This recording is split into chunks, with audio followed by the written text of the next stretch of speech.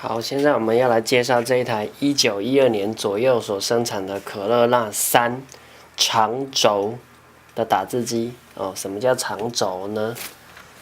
长轴顾名思义就是它的这个纸卷纸的这个是长的，一般大概都是只有这样，它多了2英寸出来，所以它的盒子呢比正常的版本要宽。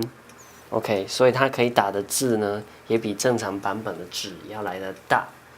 那这一台的特色就是漆面非常的亮，漆面很亮哈。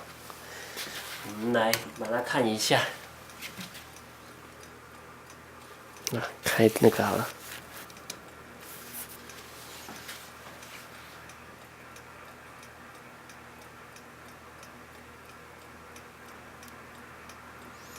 前面有掉字哦 ，Corona 也有掉字，掉色。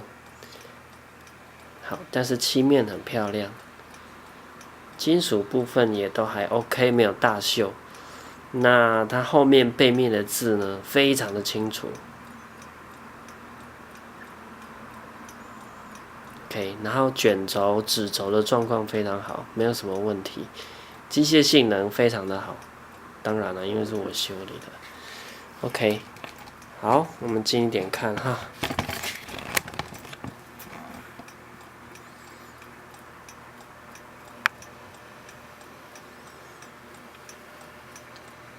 后面的字很清楚，所有的性能都恢复了。正常版的支架 ，OK。Corona 的字颜色有掉，比较可惜。但是它的按键状况非常的好。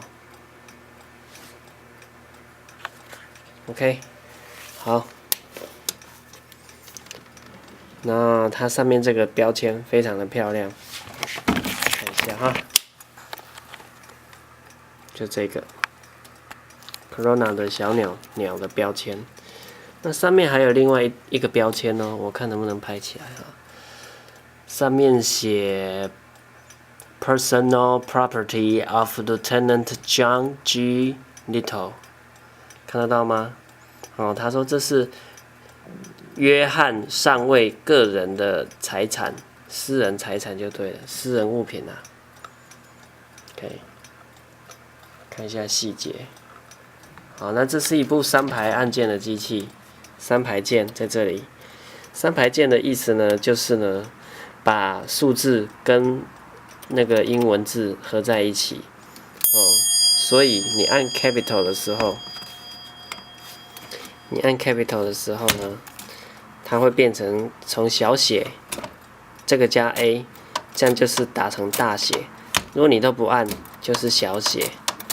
那如果你按了这个 Figure， 再按这个呢，就会变成符号。比如说我要按1，我要按 Shift Figure 加这一颗，就会变成1。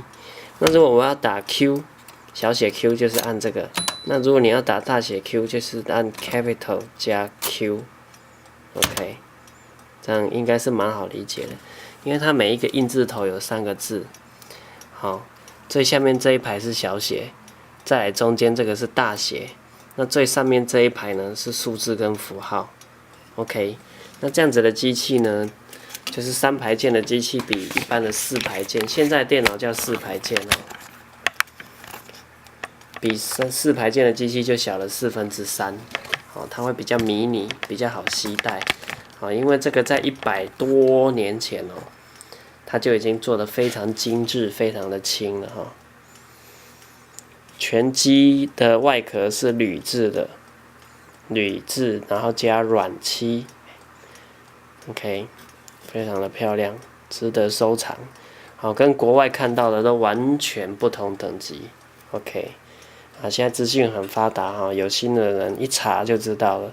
那你一查你就知道这一台有多漂亮。OK， 拜托认真查，你就可以查出这一台等级在哪里。OK， 好，介绍到这边，谢谢各位。